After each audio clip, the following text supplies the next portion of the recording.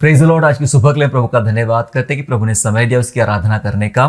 आज सुबह परमेश्वर के वचन पर हम बात करने जा रहे हैं और आज का वचन होगा जोशुआ द सक्सेसर। जी हाँ, यहोशू उत्तराधिकारी। यहोशू के बारे में, उसके उत्तराधिकारी पन के विषय में हम परमेश्वर के वचन से बात करेंगे और किस प्रकार एक जोशुआ यहोशू जो है वो सक्सेसर बन जाता है और परमेश्वर उसे ऊंचा उठाता है और इज़राइल का एक विशेष और महान अगुवा उसे बनाता है। आइए इन विषयों को जानें। और जब ये विषय को आप समझने जा रहे हैं तो ये अगुवाईपन जो यहोशू के अंदर में है, ये आपके जीवन के साथ, कलीसियाई जीवन के साथ सीधा संबंध रखता है।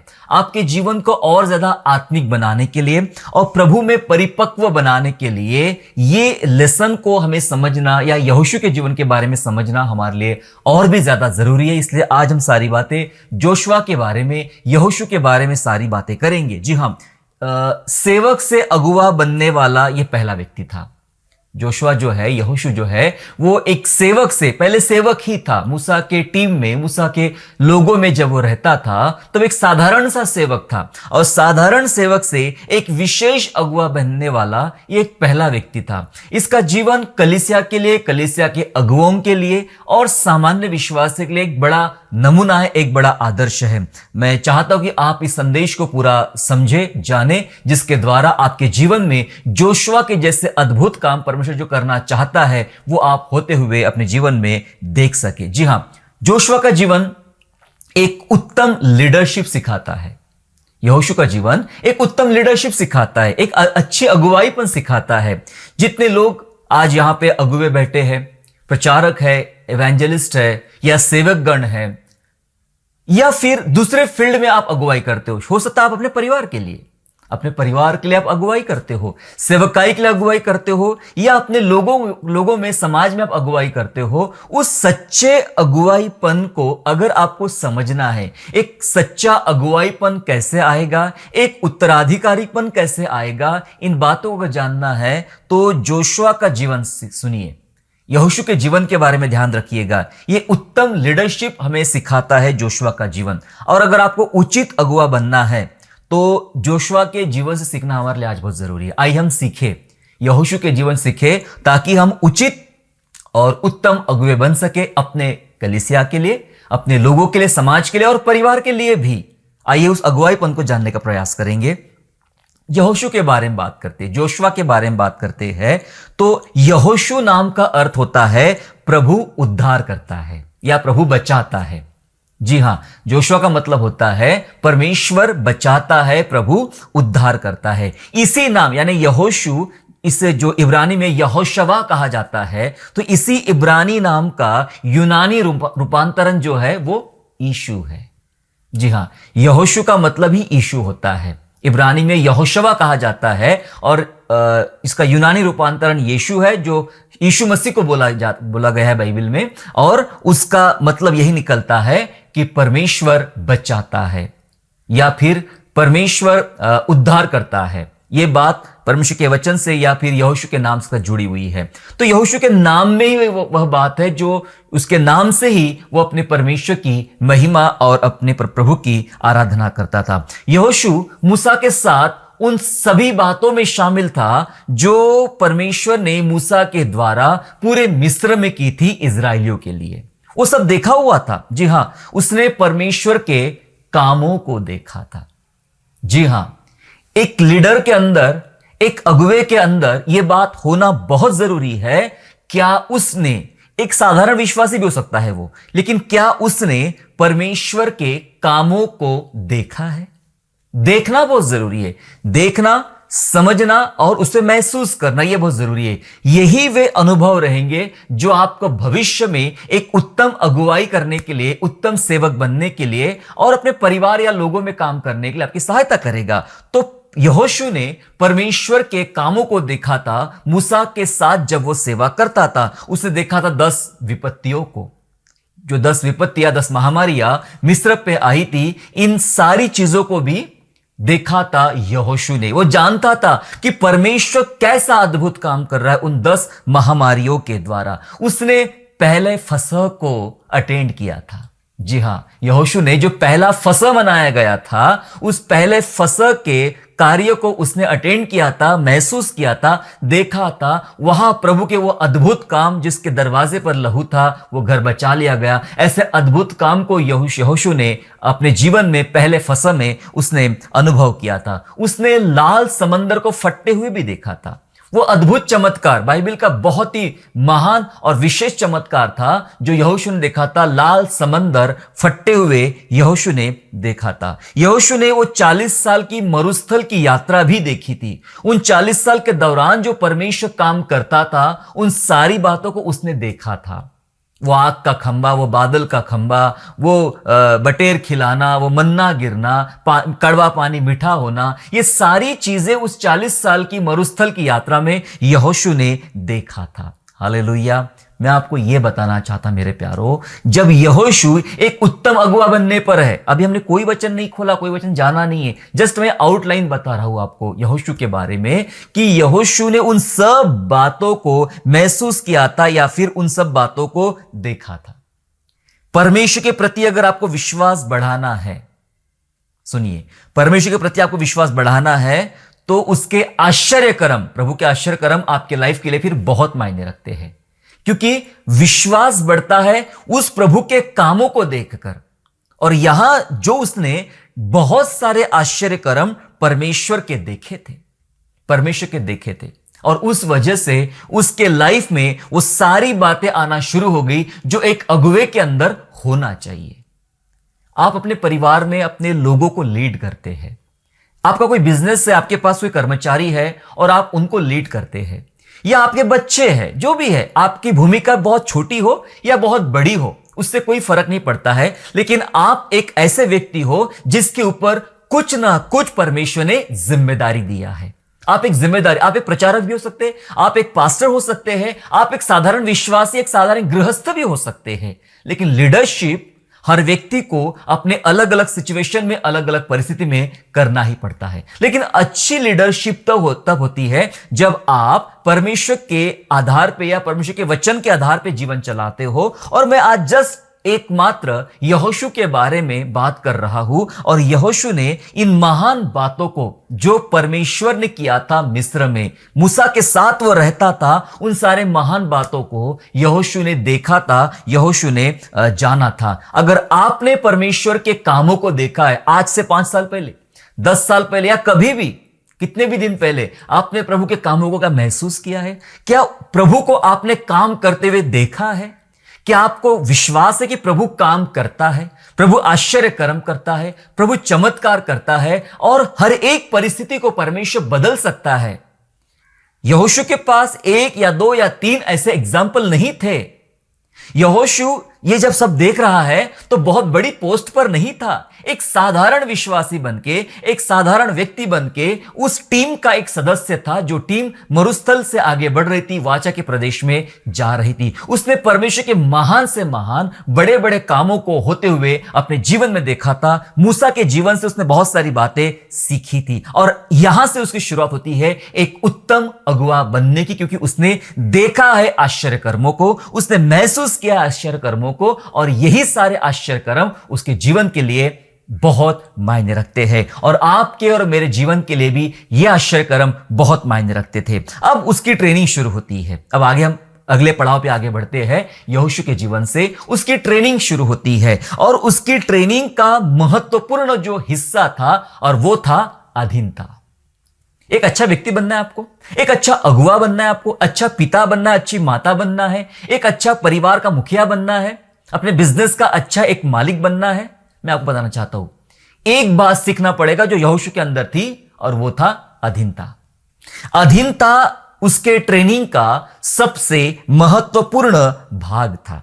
कैसे अधीनता थी? जब मिस्र से वे निकाले गए, ये बातें हम सब जानते हैं। जब वे मिस्र से निकाले गए और जैसे ही मिस्र से बाहर निकले तो उनको एक पहले बड़े युद्ध का सामना करना पड़ा। एक पहला युद्ध था वो जो मिस्र से निकलने के बाद उनको लड़ना पड़ा, और वो लड़ाई थी अमालेकियों के साथ में। अमालेकियों के साथ में वो लड़ाई थी, और उस अमालेकियों के संग जो लड़ाई हुई थी, उस लड़ाई में जब मूसा अपने लोगों को ले निकल पड़ा तो वह सैनिक अधिकारी था। यहोशू उस लड़ाई में सैनिक अधिकारी था। यह वही लड़ाई है जब मूसा ने यहोशू को बोला, अगर आप पढ़ेंगे आराम से अपने अपने साथ घर में पढ़ना, निर्गमन 17 अध्याय और 8 से लेकर 16 तक आप पढ़ेंगे। निर्गमन 17 अध्याय, Exodus 17 chapter and verse 8 to 16। तो वहां पे आपको यह समझ में आएगा कि मूसा ने यहोशू को बोला कि तू लोगों को लेकर, इजरायली के लड़ाकों को लेकर अमालेकियों से लड़ना शुरू कर, मैं पर्वत पर चढ़ता हूं अपनी लाठी लेकर। और लाठी उठाए रहा मूसा, तब तक यहोशू जीतता था। अंत में ऐसा हुआ, प्रभु यहोवा ने मूसा से बात किया, जाके यहोशू को बोल दे कि अमालेकी कभी भी अब तुम पर विजय प्राप्त नहीं कर पाएंगे। और तब जाके यहोवा नीसी, लड़ने वाला परमेश्वर हमारा है, ऐसा मूसा ने उस वेदी का नाम रखा। और जानते हैं कि परमेश्वर कितना अद्भुत काम वहां पर किया था। जी हां, लेकिन यहोशू की भूमिका क्या थी? यहोशू की भूमिका एक अधीनता में, मूसा की अधीनता में वह सैनिक सिपाही बनकर जाता है। सैनिक सिपाही बनकर जाता है और अधिकारी बनकर जाता है और लोगों को लेकर लड़ रहा है। जी हां, वो मूसा की अधीनता में था, अधीनता में रहा। दूसरा जो पड़ाव उसका आता है, कई बार हमें लगता है क्या हमें बस यही काम के लिए चुन लिया है? मूसा की बहन ने एक बार कहा था, क्या सिर्फ परमेश्वर मूसा से ही बात करता है, क्या हमसे बात नहीं करता है? कई बार इस प्रकार के घमंड या इस प्रकार की घृणित बातें हमारे दिमाग में शैतान डालता है कि तुझे तो बस तेरा इस्तेमाल वो चर्च यही काम के लिए करते हैं, झाड़ू मारने के लिए ही करते हैं, छोटे काम करने के लिए करते, ये काम करने के लिए ही करते हैं। नहीं, ये अधीनता एक अच्छी अगुवाईपन या एक अच्छी लीडरशिप के पहले जो आती है वो अधीनता होती है। यहां पर वो सैनिक अधिकारी बनकर काम कर रहा है, सैनिक अधिकारी बनकर लड़ रहा है। तो एक दूसरा पड़ाव उसके पास साथ आया जो और भी खास था। कौन सा पड़ाव था? जब सीनै पर्वत पर मूसा गया। जी हां, जब सीनै पर्वत, जिसे परमेश्वर का पर्वत भी कहा जाता है, सीनै पर्वत पर मूसा गया। और जब मूसा परमेश्वर के पास गया और जब परमेश्वर 10 आज्ञाएं मिल रही थी, तब कौन था वहां पर?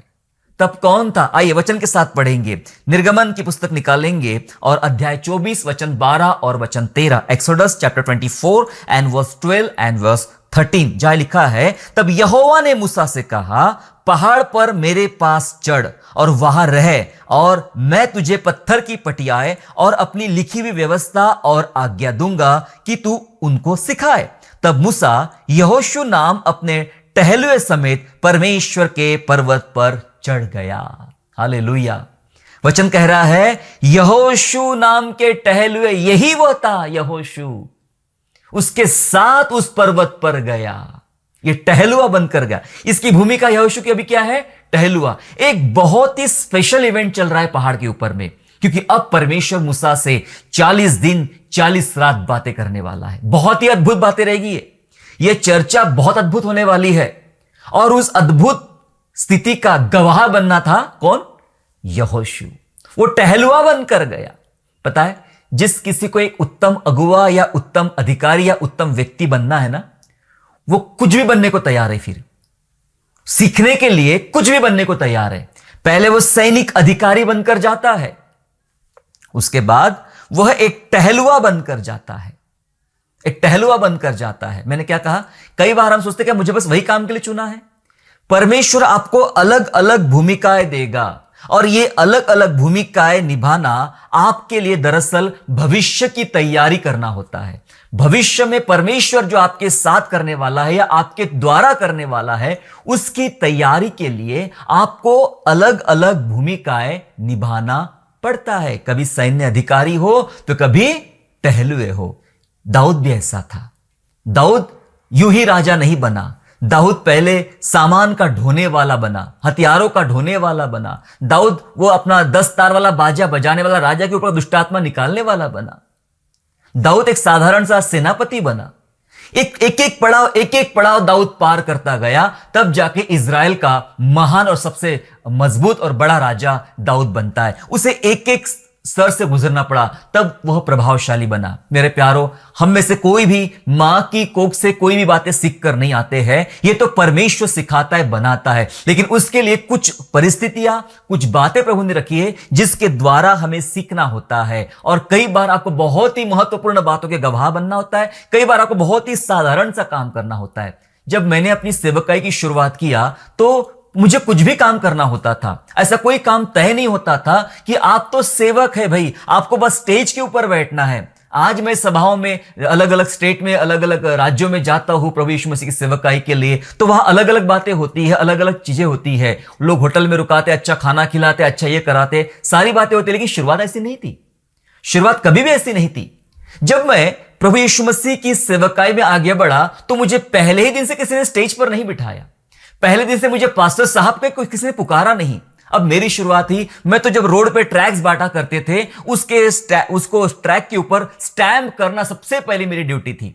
हजारों हजारों ट्रैक को उठाने का और स्टैंप लगाने का, फोन नंबर वाले जो स्टैंप होते थे, रबर स्टैंप, या फिर जो संस्था के नाम होते थे, वो लगाने का काम की शुरुआत किया।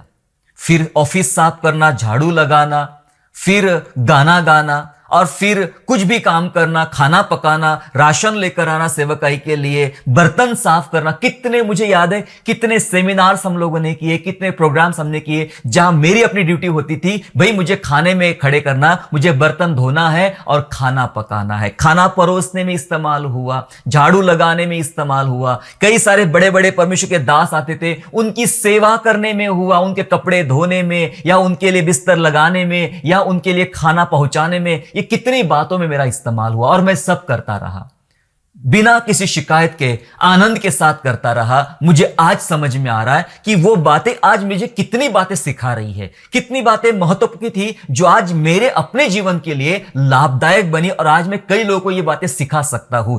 यहोशू के साथ भी वही हुआ। एक साधारण पड़ाव था लड़ाई को लेकर जाना, लेकिन दूसरा बहुत महत्वपूर्ण पड़ाव था परमेश्वर के साथ मुलाकात करना। वो अधिकार सिर्फ मूसा का था, लेकिन मूसा अपने संग अपने टहलुए को भी ले गया। मतलब जो कुछ हो रहा था उसका कुछ अंश तो सुन लिया, देख लिया यहोशू ने, और ये उसके भविष्य में आने वाली लीडरशिप के लिए बहुत महत्वपूर्ण बातें थी। हालेलुया। लेकिन इन सब बातों में क्या थी? उसकी अधीनता। वो अधीन बना रहा। जो काम मूसा ने बताया वह काम यहोशू ने किया। मैं आपको बताना चाहता हूं, आप अपने परिस्थिति में, आप अपने जीवन में, कलीसिया में, परिवार में कुछ भी करना चाहते हो, कोई बात नहीं, पहले अधीनता में आ जाइए। अधीनता में आइए, परमेश्वर आपको स्टेप बाय स्टेप आगे बढ़ाएगा। यहोशू के जीवन से बहुत बातें में सीखना बाकी है अभी भी। आइए उन महत्वपूर्ण बातों को और ज्यादा सीखने का प्रयास करते हैं। इसी प्रकार यहोशू ने विभिन्न प्रकार की जिम्मेदारियां निभाई, विभिन्न प्रकार के भूमिकाएं निभाई, और यह भविष्य में उसके बेहतर अगुवे बनने की या बेहतर उत्तराधिकारी बनने की तैयारी यहां पर चल रही थी। दूसरी बात, अब यहोशू के जीवन से कुछ महत्वपूर्ण बातों को हमें सबको सीखने की जरूरत है। यहोशू जो था, जोशुआ, वो परमेश्वर की उपस्थिति का महत्व जानता था। यस, यहां गलती नहीं होना। बहुत सारे प्रचारक, अगुवे, पास्टर्स, एवेंजलिस्ट, माता पिता, बहुत सारे लोग जो होते हैं यहां गलती कर बैठते हैं। उन्हें यह नहीं पता होता है कि what is the importance of presence of God. प्रभु की उपस्थिति का क्या महत्व उनके जीवन के लिए है, उपस्थिति क्या काम करती है। कई लोगों की शुरुआत होती है बस ये काम, जिसे मैंने बताया मेरी बातें, ये सब काम करो करो करो। एक दिन कभी आपको बड़ा मुकाम मिल जाता है तो आपको अपने ऊपर बड़ा कॉन्फिडेंस आ जाता है, विश्वास आ जाता है, आत्मविश्वास कि मैं सब कुछ कर सकता हूं। और जब आप सब कुछ कर सकते हो तो फिर धीरे धीरे एक चीज कम होती है, और वो आपका परमेश्वर के प्रति विश्वास कम हो जाता है। परमेश्वर की उपस्थिति को समझना कम हो जाता है, और सारा जो दामोदार होता है वो सब आपके सिर के ऊपर होता है।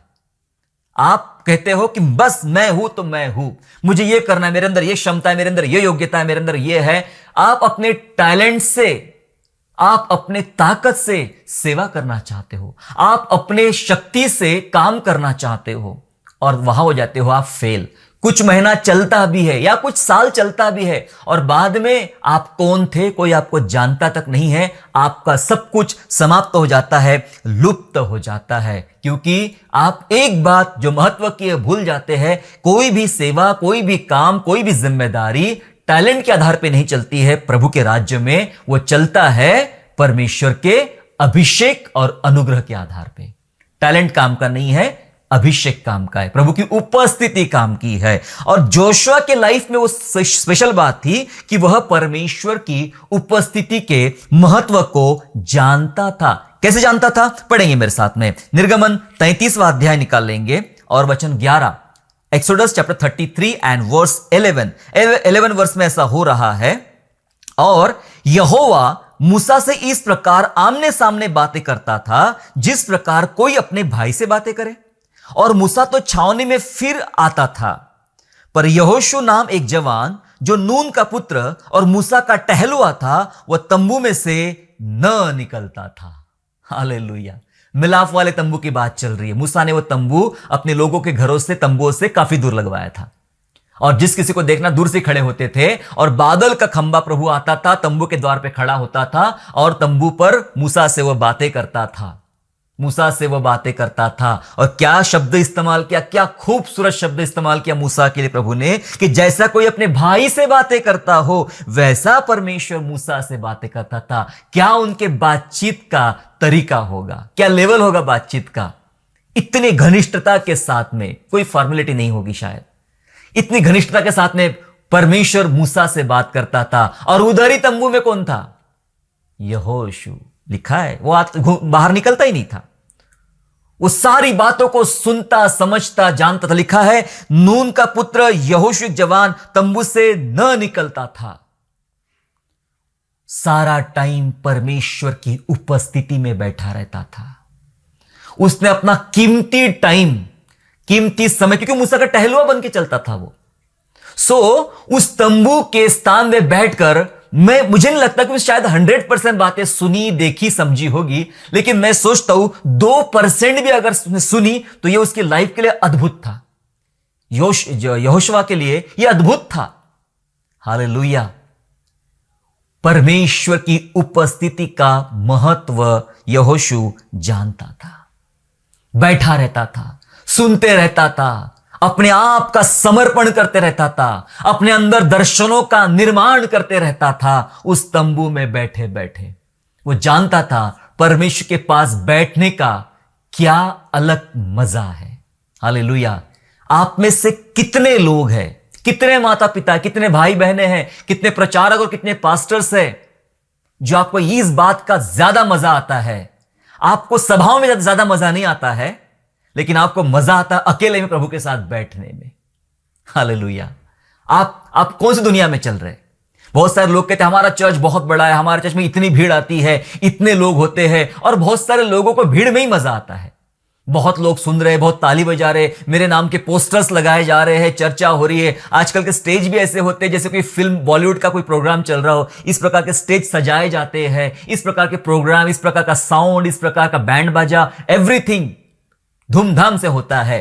और लोगों को बहुत मजा आता है जब कोई ऐसा व्यक्ति स्टेज पे चढ़ता है तो वो अपने आप को हीरो जैसा महसूस करता है। वो वही ढूंढते रहता है, भीड़ कहां मिलेगी, लोग कहां मिलेंगे, मेरी तारीफ करने वाले, मुझे फॉलो करने वाले, मेरी चर्चा करने वाले। मैं बताऊं, असली मजा इसमें नहीं है। हालेलुया। जिस किसी को यह सीक्रेट समझ में आ गया है, समझ में आ जाएगा, शायद ही वो पॉपुलर हो पाएगा, लेकिन वो जरूर अपने प्रभु को पॉपुलर करेगा। क्योंकि हमें परमेश्वर ने खुद को पॉपुलर करने के लिए नहीं बुलाया है, हमें परमेश्वर ने उसको फेमस करने के लिए बुलाया है। हालेलुया। तो जो मजा प्रभु के उपस्थिति में बैठने का है, वही मजा यीशु प्रभु लेता था रात रात भर पिता के साथ प्रार्थना करने में। वो मजा है। मूसा 40 दिन 40 रात तक वो आनंद लेता था प्रभु के साथ बैठ के सुनने का। क्या ही उसका अनुभव है। इसलिए उसे मुझे लगता है कि शायद इसको इतना बुरा नहीं लगा कि मुझे परमेश्वर ने वाचा के देश जाने से रोक दिया। शायद मुझे ऐसा लगता है। लेकिन वो अनुभव जो प्रभु से बात करने के थे, वो अनुभव में मूसा इतना मगन था कि उसने शिकायत नहीं किया। उसने तो प्रॉपर तैयारी किया कि आगे तुमको करना क्या पड़ेगा। मानो कोई अपनी ड्यूटी दूसरे को ट्रांसफर कर रहा है, ऐसा मूसा था। वो उसका अनुभव जो प्रभु के साथ बात करने का था, उसके अनुभव ने मूसा को आशीषित करके रखा। यहोशू जानता था उसका महत्व क्या है, दानियल जानता था उसका महत्व क्या है। यस, प्रभु के चेले जानते थे कि प्रभु के उपस्थिति में बैठने का महत्व क्या है। और नए नियम की कलीसिया भी बैठी उपस्थिति में। पेंतेकुस्त के दिन तक वे बैठे रहे जब तक पवित्र आत्मा उन पर नहीं उतरा। वे ठहरे रहे। उनको पता था कि प्रभु की उपस्थिति का क्या महत्व है और यहोशू महत्व जानता था। क्या आप महत्व जानते हैं कि प्रभु के साथ एकांत में बैठने का क्या महत्व है? उसकी सुनना, उसको देखना, उसको समझना, उसके बारे में चर्चा करना और उसको अंदर ही अंदर एकांत में, अकेले में, भीतर ही भीतर महसूस करना, वो है प्रेजेंस ऑफ गॉड। जब आप ऐसे उपस्थिति में आते हो तो आप प्रभु के बहुत ही सुंदर कामों को देखना शुरू कर देते हो। परमेश्वर की उपस्थिति में जो लोग बैठते हैं, दरअसल वे प्रभावशाली अगुवे बनते हैं। जी हां, बहुत प्रभावशाली अगुवे बनते हैं। यूं ही अगुवे नहीं बनते। मुझे नहीं लगता कोई प्रकार का ट्रेनिंग, कोई प्रकार की डिग्री, कोई प्रकार का अनुभव आपको एक प्रभावशाली व्यक्ति बनाएगा। लेकिन बाइबल के अनुसार अगर आप यहोशू के पुस्तक को पढ़े तो पहले अध्याय में लिखा है, तुझे प्रभावशाली बनना है तो व्यवस्था की पुस्तक तेरे चित्त से कभी ना उतरने पाए। यहोशू 1:8 है ना। ऐसा करने से तू प्रभावशाली बनेगा। लेकिन बाइबल हमें सिखा रही है यहोशू के जीवन से कि यहोशू उपस्थिति में बैठता था और उपस्थिति में यही सब बातें, प्रभु का वचन, प्रभु की शिक्षा, प्रभु का ज्ञान, ये चलता था और उसने वो प्रभावशाली अगुवा बना। इतना प्रभावशाली बना कि वो जिस संगति में ज्यादा बैठा, मैंने पहले बताया उसको उपस्थिति का महत्व था। आपको जिस बात का महत्व है, आप अपना ज्यादा टाइम उस बात के साथ बिताते हो और थोड़े टाइम के बाद में वही बात आपके अंदर भी दिखाई पड़ती है। ठीक है। अब यहोशू के बारे में बात कर रहे हैं हम लोग। गिनती 27 में चले मेरे साथ में। गिनती नंबर्स चैप्टर 27 एंड वर्स 18, 27 अध्याय का 18 पद ऐसा कहता है, यहोवा ने मूसा से कहा, तू नून के पुत्र यहोशू को लेकर उस पर हाथ रख। सुनिए, तू नून के पुत्र यहोशू को लेकर उस पर हाथ रख, वह तो ऐसा पुरुष है जिसमें मेरा आत्मा बसा है। हालेलुया। यहोशू एक ऐसा पुरुष है जिसके अंदर मेरा आत्मा बसा है। कैसे बसा है? कैसे बसा है? क्योंकि यहोशू परमेश्वर के आत्मा की उपस्थिति में बैठता था, उसे उपस्थिति का महत्व पता था। उपस्थिति में बैठने का नतीजा यह निकला कि परमेश्वर का आत्मा ने उसके अंदर रहना शुरू कर दिया। लिखा है प्रभु के वचन में, उस पर हाथ रख दे। व्यवस्था में भी लिखा है कि उसके अंदर बुद्धि है, क्योंकि उसके ऊपर तूने हाथ रखा और मैं उसके अंदर रहता हूं। परमेश्वर का आत्मा, लिखा है मेरा आत्मा उसमें बसा है। कितनी खूबसूरत बात है ये, जब परमेश्वर आपके बारे में बात करे कि मेरा आत्मा तुझ में बसता है, मेरा मन, मेरा दिल तुझ में बसता है। ये कितनी बड़ी बात है। यहोशू के भीतर परमेश्वर का आत्मा बसता था क्योंकि उपस्थिति में वो बैठा था परमेश्वर की। Hallelujah, hallelujah. मेरे प्यारों, अगर आप परमेश्वर की उपस्थिति को जानते हो, उसकी उपस्थिति के मायने को आप जानते हो, तो यह बात पक्की है। जैसे मूसा प्रभु के साथ समय बिताया तो उसके दाढ़ी से भी किरणें बह निकली थी। सोचो, तो यहोशू ने भी समय बिताया और प्रभु ने बोल दिया कि इसके अंदर मेरा आत्मा बसा हुआ है। आप समय बिताएंगे प्रभु के साथ में तो प्रभु ये बोलेगा कि इस बेटी के अंदर, इस बेटे के अंदर मेरा आत्मा बसा हुआ है। आपको ज्यादा मजा कहाँ आता है? भीड़ में, लोगों में, प्रसिद्ध होने में, या फिर एकांत में प्रभु के साथ बैठने में, सीखने में, उसकी बातें जानने में मजा आता है? यह आपकी चॉइस है। आपको जहां मजा आता आपको वो चीज मिलेगी। आप संसार में जाना चाहते हो, संसार की आत्मा से भरना चाहते हो, तो संसार के जैसे आप तकलीफों में भी पड़ोगे आगे चल के। ये आपको अच्छा अगुवा नहीं बनाएगा। लेकिन जो प्रभु के साथ बैठेगा वो बेहतर अगुवा बनाएगा। जरूरी नहीं आप 50 मीटिंग्स करें, जरूरी नहीं आप हजारों को लीड करें। ज्यादा टाइम प्रभु के साथ बैठे और 2 ही सभा कर पाए, 2 ही लोगों तक पहुंच पाए, तो वो अपना असर, परमेश्वर अद्भुत असर आपके द्वारा उन लोगों में डालेगा और अद्भुत काम करेगा। कई ऐसे मिशनरियों के बारे में बाइबल में या हम इतिहास में पढ़ते हैं कि इन मिशनरियों ने अपने लाइफ में बहुत सारे जगह उनको निराशा मिली, असफलता मिली। हडसन टेलर चाइना जाता है, आखिरी दम तक कई लोग उसे नहीं मिलते हैं प्रभु की सेवा के लिए। आखिरी जब लोग मिले, उसके द्वारा प्रभु ने बड़ा काम किया। जरूरी नहीं आप कितनी बड़ी सेवा करते हो, कितना बड़ा आपका दायरा है, जरूर यह है कितने बड़े प्रभु के पास आप बैठते हो। और उसके बाद वो जो छोटा सा काम आप करते हो, वो छोटा नहीं होता है, वो भयंकर होता है, अद्भुत होता है, सामर्थ्य होता है। मैं कहूंगा वो 50 सभाओं से बेहतर आपका एक छोटा काम। हालेलुया, क्योंकि वो प्रभु की उपस्थिति में बैठने का नतीजा होता है। देखिए, यहोशू ने परमेश्वर का महत्व जाना। सुनिए, यहोशू ने परमेश्वर का महत्व जाना, इसलिए परमेश्वर ने यहोशू का महत्व बढ़ाया। हालेलुया। पहले यहोशू ने परमेश्वर का महत्व जाना। जब आप परमेश्वर का महत्व जानते हो, क्या है आपके लाइफ में उसका महत्व, तो परमेश्वर क्या करता है, परमेश्वर आपका महत्व आपके लोगों के सामने, आपके जो सिचुएशंस है उसके सामने आपका महत्व बढ़ाता है। यहोशू ऐसा था। यहोशू ने परमेश्वर का बहुत महत्व जाना। वो दर्शन से भरा इंसान था, विश्वास योग्य था, उसके अंदर प्रभु के गुण थे, प्रभु का आत्मा था। वो इस परीक्षा पे खरा उतरा कि मैं विश्वास योग्य सेवक हूं, इसलिए उसका चुनाव हुआ। मूसा के जगह पे वह उत्तराधिकारी बना। एक बड़ी लीडिंग या बड़ी सेवा परमेश्वर ने यहोशू को मूसा के बाद दी, लेकिन यहोशू परमेश्वर के महत्व को जानता था। क्या आपके जीवन में परमेश्वर का खास महत्व है? बहुत ही खास महत्व है। अगर आपके लाइफ में प्रभु का बहुत खास महत्व है, तो मैं यह बताना चाहता हूं, परमेश्वर आपके लोगों में आपका महत्व बढ़ाएगा। यस, आपके लोगों में आपका महत्व बढ़ाएगा। यहोशू 3 अध्याय चलेंगे। यहोशू अध्याय 3 और वचन 7, जोशुआ चैप्टर 3 एंड वर्स 7। देखिए 7 वर्स में क्या हुआ। तब यहोवा ने यहोशू से कहा, आज के दिन से मैं सब इस्राएलियों के सन्मुख तेरी प्रशंसा करना आरंभ करूंगा। तेरी प्रशंसा करना आरंभ करूंगा यहोशू, जिससे वे जान ले कि जैसे मैं मूसा के संग रहता था, वैसे ही मैं तेरे संग भी हूं। मैं क्या करूंगा? तेरी प्रशंसा करना शुरू करूंगा। कौन किसकी प्रशंसा करने वाला है? हेलो, कौन किसकी प्रशंसा करने वाला है? अद्भुत है, बाइबल में लिखा है, परमेश्वर कहता है, मैं हे यहोशू तेरी प्रशंसा करूंगा तेरे लोगों के सामने, ताकि तेरे लोग फिर तेरा भय मानेंगे, जान लेंगे कि जैसे मैं मूसा के साथ रहता था, वैसे मैं तेरे साथ भी हूं। जैसे मैं मूसा को बात करता था, मैं तुझसे ही बातें करता हूं। इसलिए मैं क्या करूंगा? सबके सामने तेरी प्रशंसा करना, तेरी तारीफ करना आरंभ करूंगा। मतलब मैं तेरा महत्व बढ़ाऊंगा तेरे लोगों के बीच में। मेरे प्यारो, आप खुद मेहनत कर रहे अपने परिवार में अपना महत्व बढ़ाने के लिए, इसलिए तो फेल हो रहे हैं। आप लोगों से कह रहे हो, आप थोड़ा मेरे चर्च में आओगे ना, मेरे घर में आओगे, थोड़ा मेरे बारे में अच्छी बातें करना, मेरे बारे में अच्छे विचार रखना, लोग मेरी तारीफ करें। आप ऐसा कर रहे हो, इसलिए तो आपका महत्व नहीं बढ़ रहा है। आपका महत्व बढ़ा सकता है एक ही, और वो है परमेश्वर।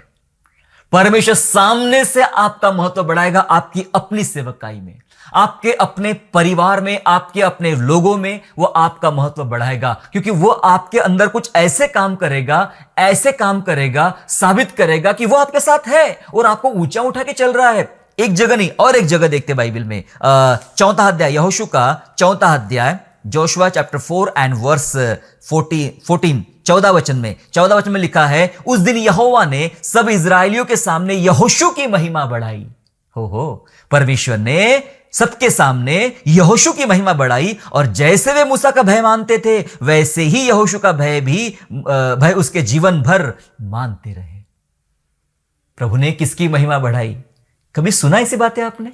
परमेश्वर अपने लोगों की महिमा बढ़ाता है, उन्हीं लोगों की जो लोग परमेश्वर को महत्व देते हैं, परमेश्वर की उपस्थिति को महत्व देते हैं। संसार हमारी तारीफ करे तो कोई फायदा नहीं, वो तो बेकार की बातें हैं। यदि परमेश्वर आपकी तारीफ करे, वाह, ये तो अद्भुत है, ये तो अद्भुत है। यही सुनने के लिए तो हमें स्वर्ग जाना है, और यही सुनने की तैयारी यही से करना कि जब मैं स्वर्ग जाऊं तो प्रभु के मुंह से मैं ये शब्द सुनूं कि प्रभु कहे, तू बहुत सुंदर है, तू बहुत खास है, तू बहुत विश्वास योग्य है। हालेलुया। आखिरी बात बताना चाहता, हालांकि बहुत बातें यहोशू के बारे में है, पर समय कम है इसलिए बताना चाहता हूं आखिरी बात यहोशू के जीवन से, क्योंकि ये सारी बातें आपके जीवन के साथ लगी हुई है। आपके जीवन में इन बातों का बहुत जरूरी महत्व है मेरे प्यारो। यहोशू की महत्व तो प्रभु ने बढ़ाया, लेकिन आप जानते हो यहोशू के बारे में खास बात, यहोशू एक अद्भुत प्रार्थना योद्धा था। बहुत सारी प्रार्थना के बारे में हम बाइबल में जानते हैं, मूसा की प्रार्थना, रूत की प्रार्थना, दानियल की प्रार्थना, सबकी प्रार्थना, लेकिन यहोशू की प्रार्थना के बारे में नहीं जानते। लेकिन ऐसी प्रार्थना यहोशू है, या ऐसी प्रार्थना का उत्तर यहोशू का आया है जो बाइबल में अद्भुत है। यहोशू एक अद्भुत प्रार्थना योद्धा था।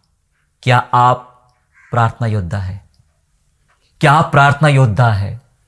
संसार में तो बहुत लड़ाई करते हैं हम लोग, बहुत लड़ाई करते हैं। संसार के लोगों से, सरकार से भी लड़ने को आ जाते हैं, हमारे विरोधियों से भी लड़ने आ जाते हैं, लेकिन आपको वो लड़ाकू नहीं बनाया परमेश्वर ने। परमेश्वर ने बनाया प्रार्थना योद्धा। एक ऐसी लड़ाई जो प्रार्थना में होती है, एक ऐसी विजय जो प्रार्थना के द्वारा मिलती है। अगर आप एक अच्छे अगुवे हो, अच्छे उत्तराधिकारी हो, तो आपने अगर ये यहोशू के इस महत्व को भी, इस गुण को भी आपने अगर जान लिया, मैं आपको बताना चाहता हूं, आपकी प्रार्थना भी लाजवाब होगी, आपके प्रार्थना के उत्तर भी बहुत लाजवाब आएंगे। देखो यहोशू की प्रार्थना कैसी थी। यहोशू की प्रार्थना देखेंगे, यहोशू का 10वें अध्याय में चलेंगे, Joshua chapter 10 and verse 12 to 14। 10वां अध्याय 12 से 14 ऐसा कहता है, और उस समय अर्थात जिस दिन यहोवा ने एमोरियों को इजराइलियों के वश में कर दिया, उस दिन यहोशू ने यहोवा से इजराइलियों के देखते इस प्रकार कहा। देखिए, यहोशू ने यहोवा से इस प्रकार कहा, हे सूर्य तू गिबोन पर, और हे चंद्रमा तू अयालोन की तराई के ऊपर थमा रहे। और सूर्य उस समय तक थमा रहा और चंद्रमा उस समय तक ठहरा रहा, जब तक उस जाति के लोगों ने अपने शत्रुओं से पलटा ना लिया। क्या यह बात याशार नाम पुस्तक में नहीं लिखी है कि सूर्य आकाशमंडल के बीचों बीच ठहरा रहा और लगभग 4 पहर तक ना डूबा? ना तो उससे पहले कोई ऐसा दिन हुआ और ना उसके बाद जिसमें यहोवा ने किसी पुरुष की सुनी हो, क्योंकि यहोवा तो इज़राइल की ओर से लड़ता था।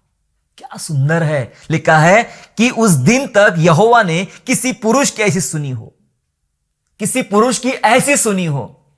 कैसे सुना प्रभु ने यहोशू की प्रार्थना, कैसे सुना? सूरज रोक दिया, 4 पहर तक सूरज डूबा ही नहीं जब तक लड़ाई खत्म नहीं हुई। शत्रुओं को हरा तक नहीं लिया तब तक सूरज डूबा नहीं, क्योंकि सूरज डूबने का मतलब होता है लड़ाई खत्म। सूरज को रोक दिया। आपकी प्रार्थना है ऐसी अद्भुत? वो प्रार्थना योद्धा था, उसने कह दिया, और लिखा है वचन में, यहोवा ने सुन लिया, और यहोवा ने किसी पुरुष की ऐसी नहीं सुनी जैसी यहोशू की सुनी। ऐसा प्रार्थना योद्धा था यहोशू। कहां सीखा? वो पहले दिन से याद करो, जब मिस्र की गुलामी से बाहर निकाले जा रहे थे। कभी सैनिकों के साथ चल रहा है, कभी उनके लिए लड़ रहा है, कभी भेदी बनकर, जब वे काशिब में गए तब वे भेदी बनकर, 12 भेदी जब भेजे गए थे तब 12 में से एक यहोशू था। भेदी बनकर गए, सिपाही बनकर गया, टहलुआ बनकर रहा मूसा का यहोशू, और वो तंबू में सुना, प्रभु के भेदों को देखा, अनुभव किया, और वो चमत्कारों को देखा। ये सारी बातें ने यहोशू के अंदर क्या बढ़ाया? एक ताकत बढ़ाई, भीतरी ताकत, भीतरी शक्ति बढ़ाई। वो आत्मिक रूप से बढ़ा। आपको भी बढ़ने की जरूरत है कलीसिया, आपको आत्मिक रूप से बहुत ताकतवर बनने की जरूरत है यहोशू के समान। हम बहुत सारी प्रार्थना करते तो है, प्रभु सुनता कितनी है, कितनी प्रार्थना का जवाब आता है, यह महत्व का है। यहां देखिए, सिंपल बात यहोशू ने सिंपल कह दिया, प्रभु रोक दे सूरज को, मुझे लड़ना है, मुझे जीतना है आज। और सचमुच 4 पहर के लिए सूरज रुक गया। प्रभु पता है सबकी नहीं सुनता, जिसको पसंद करता है उसकी सुनता है। यह आपका विश्वास, यह आपका अनुभव आपकी प्रार्थना की ताकत बढ़ाता है। ये सारे पिछले अनुभव थे जो उसने मूसा के संग देखे थे और अपने लाइफ में भी होते हुए देखे थे। वो सारे अनुभव और वो परमेश्वर के प्रति उसका विश्वास, इन बातों ने प्रार्थना की ताकत बढ़ाई यहोशू की। तो कैसे जीता यहोशू? लड़ाई जीती कैसी? वो भी अमालेक की लड़ाई जीती कैसी? प्रभु की वजह से। ये लड़ाई जीती कैसी? यहां की लड़ाई सूरज रुका रहा यीशु की वजह से, परमेश्वर की वजह से। हालेलुया। जो उसका नाम था उसे साबित कर दिखाया कि सचमुच परमेश्वर बचाता है। हालेलुया। ऐसा था यहोशू, ऐसा था ये जोशुआ द सक्सेसर, यहोशू उत्तराधिकारी। आपको परमेश्वर एक बड़ी जिम्मेदारियां दे रहा है, चाहे घर की हो, शादी की हो, फैमिली की हो, बिजनेस की हो, कलीसिया की हो या सेवकाई की हो। कुछ ना कुछ जिम्मेदारी प्रभु आपको दे रहा है, लेकिन आप सीखोगे कहां से? एक अच्छे अगुवे बनोगे कैसे? एक अच्छे उत्तराधिकारी बनोगे कैसे? बाइबल की वजह से, बाइबल के उन हीरोज की वजह से जिसको आपको समझना है और जानना है। ये सारी बातें जो आपने यहोशू के बारे में जानी है, इन बातों को रट लीजिए, समझ लीजिए और वैसा ही करने का प्रयास करें पवित्र आत्मा की सहायता से। मैं बताना चाहता हूं, परमेश्वर आपके लिए अद्भुत, क्या अद्भुत से अद्भुत काम करने वाला परमेश्वर है। आइए हम दुआ करें कि प्रभु मुझे एक ऐसा व्यक्ति बना जो मैं सचमुच यहोशू के जैसा एक योग्य व्यक्ति बन जाऊं जो प्रभु की महिमा करे, प्रभु के नाम को ऊंचा उठाए।